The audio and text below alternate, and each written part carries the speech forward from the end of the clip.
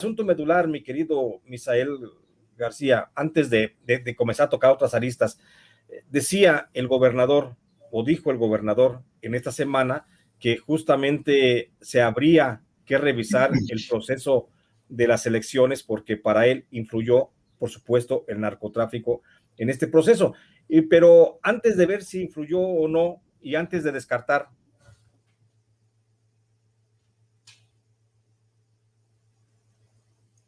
bueno, parece que tenemos un poco de problemas técnicos de la conexión de Jesús Lemo, pero bueno, continuamos. Así es decir, así es, como comentaba Jesús, hubo una declaración muy importante por parte del gobernador Silvano Aureoles Conejo.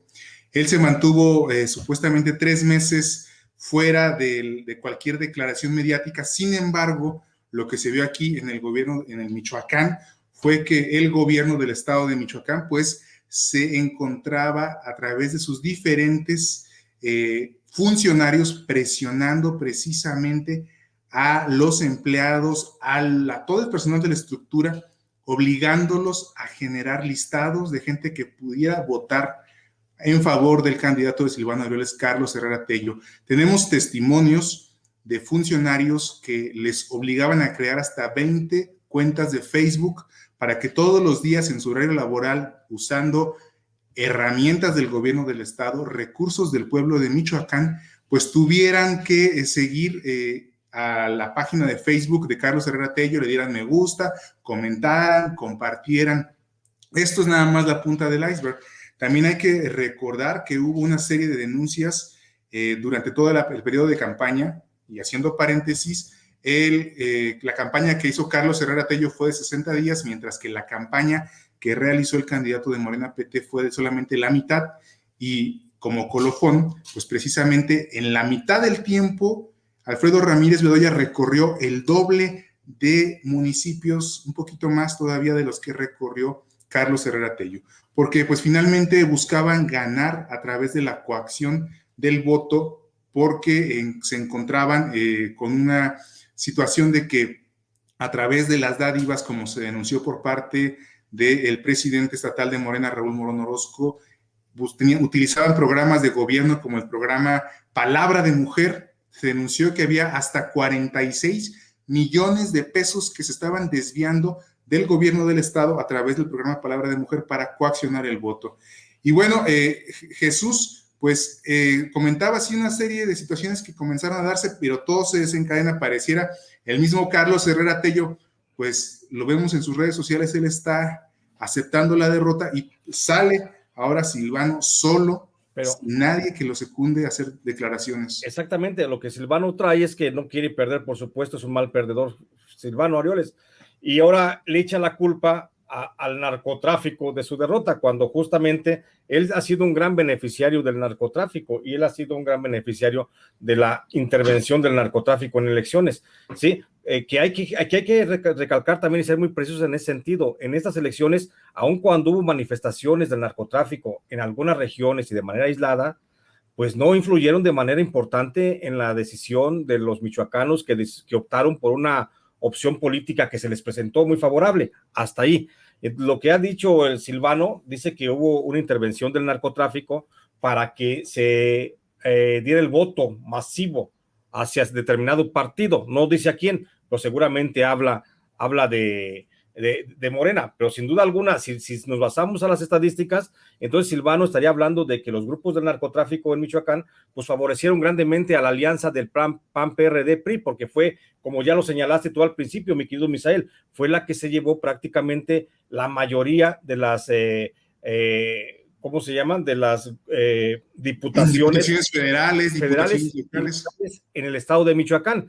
Y para esto hay que decirle y hay que recordarle a la gente que nos escucha y nos ve sin censura, pues nada más para que nos demos una idea de cómo está el problema del narcotráfico en Michoacán, decirles que Michoacán es la entidad en la que mayor cantidad de grupos del crimen organizado o miembros de los cárteles de las drogas interactúan de manera constante, y por eso ha aprendido el estado en esta ola de violencia. En Michoacán nada más y nada menos hay justamente en este momento 20 cárteles grandes, pequeños y medianos que están interactuando unos con otros, peleando plazas, quitando lugares, y por supuesto algunos tuvieron candidatos a alcaldías, candidatos a diputaciones locales, candidatos a diputaciones federales, pero por supuesto que no fue para un determinado partido, fue para todos los partidos. O sea, sí hubo una intervención del narcotráfico, pero no concretamente sobre un partido en específico. Hay que eso explicarlo, por supuesto, a la gente y decirle a la gente que esos 20 grupos que interactúan de las drogas en Michoacán, pues son los Viagras, el grupo del Gallito, la Nueva Familia Michoacana, los Caballeros Templarios, los Justicieros, que son exmiembros de la Policía Federal y exmarinos, los H3 o la Tercera Hermandad, que son también aquellos remanentes del G250 que nació en Michoacán cuando llegó justamente Alfredo Castillo Cervantes. Están también los Vengadores, el grupo Iris, los Caballeros Élite, los Metro, el Brazo de Oro, los 5 del Centro, el grupo del Cenizo, la Vieja Guardia, el Cártel de Sinaloa, el Cártel del Abuelo o el Grupo del Abuelo, el Cártel Jalisco Nueva Generación, que es por supuesto el más preponderante en cuanto a cantidad de hombres, armas y movilizaciones, el Grupo del Migueladas, el Grupo de los Blancos de Troya y los Locos de la Sierra. Entonces, esos 20 grupos del narcotráfico que están operando en Michoacán y que muchos periodistas, a lo mejor de manera irresponsable, han señalado como los Cárteles Unidos, y así lo señalan, ¿no? Pero en realidad son un grupo de cárteles que están interactuando y jugando entre ellos mismos para poder controlar algunas regiones. Y ellos, cada uno tuvo una región en la que influyó. Y por supuesto que en algunas regiones, como te voy a decir, el caso, por ejemplo, de Apaxingán, ahí influyeron para que votara la gente por un candidato determinado para diputación local, otro para diputación federal, otro para alcaldía, otro para gobernador. O sea, sí puede haber esas regiones, pero son muy particulares donde se dio la obligación de la sociedad para votar por alguien que marcaba desde el narcotráfico. Pero hay que decirlo pues de esa forma, mi querido Misael. Ahora, la pregunta, ¿tú consideras como periodista que estás ahí radicado justamente en la zona del conflicto de Michoacán, consideras que Silvano Aureoles tenga elementos para decir que las elecciones se vengan abajo? Mira, el tema es que durante mucho tiempo lo que sí se estuvo denunciando por parte de Morena, de PT y de varios empleados del gobierno del estado es que había un hostigamiento por parte de los funcionarios. Otro ejemplo es los trabajadores del C5I, quienes denunciaron que inicialmente les habían prometido que les iban a mejorar las condiciones de trabajo, que apoyaron al candidato Carlos Herrera Tello.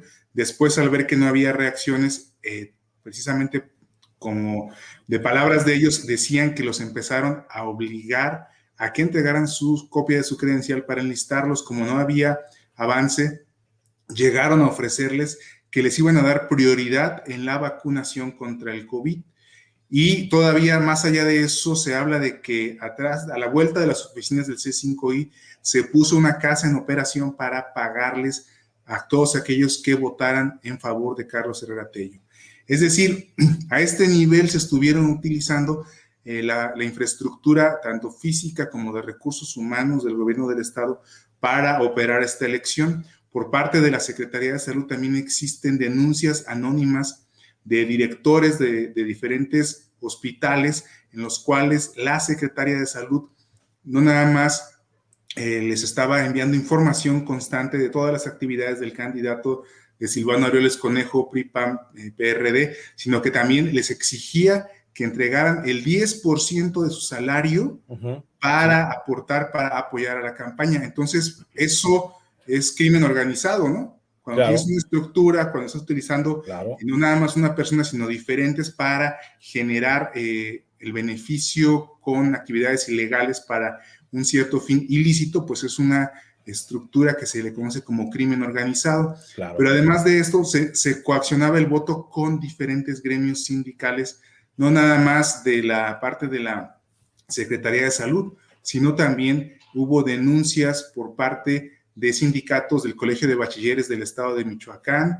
También hubo denuncias de otros organismos que que estuvieron constantemente saliendo a denunciar que estaban siendo presionados para que votaran en favor de Carlos Herrera Tello en Claro. diferentes dependencias del gobierno. Ahora, si el C5I, que tiene 3,000 cámaras en todo Michoacán, exacto, documentó esa información, pues Silvano el gobernador Silvano Aureoles ya debió haberlas exhibido para presentarlas como pruebas ante la justicia, ante la Fiscalía General de la República, en la Fiscalía Especializada contra Delitos Electorales. No lo ha hecho. Lo único que yo he visto que ha circulado es un audio de un presunto personaje que no se identifica con ningún cártel ni con nada, que dice que se va a abrir un mercado después del mediodía.